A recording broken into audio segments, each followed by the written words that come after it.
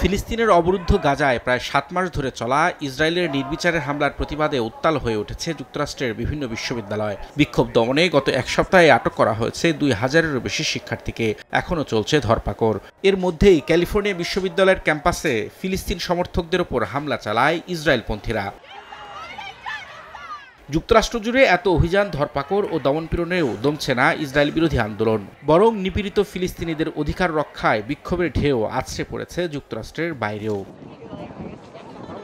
বৃহস্পতিবার থেকে কানাডার Toronto university, university of British Columbia এবং অটোয়া ইউনিভার্সিটি সহ বেশ কয়েকটি বিশ্ববিদ্যালয়ে তাঁবু গেড়ে অবস্থান নিয়েছেন ফিলিস্তিনপন্থী বিক্ষোভকারীরা। তাদের দাবি, ইসরায়েলের সঙ্গে বিশ্ববিদ্যালয়গুলোর সম্পর্ক ছিন্ন করা সহ দেশটিতে যাবতীয় বিনিয়োগ ও সহায়তা বন্ধ করতে হবে। বিক্ষোভের আঁচ লেগেছে ইসরায়েলের আরেক ঘনিষ্ঠ মিত্র অস্ট্রেলিয়ায়। দেশটির শীর্ষস্থানীয় বিশ্ববিদ্যালয়গুলোতে শুরু হয়েছে আন্দোলন। বিক্ষোভের সঙ্গে প্রতিদিনই যুক্ত হচ্ছে বিভিন্ন শিক্ষা প্রতিষ্ঠান। সিডনি বিশ্ববিদ্যালয়ে তাঁবু স্থাপন করে অবস্থান নেন বেশ কয়েকজন শিক্ষার্থী। এ সময় যুক্তরাষ্ট্র ও বিশ্বের অন্যান্য দেশের বিশ্ববিদ্যালয়গুলোতে চলমান আন্দোলনের সঙ্গে একাত্মতা জানান তারা।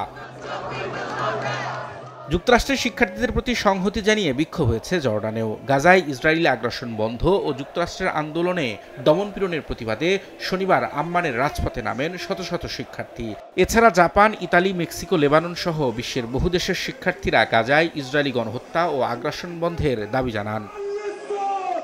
রবিউল ইসলাম আওলাদ, সময় সংবাদ।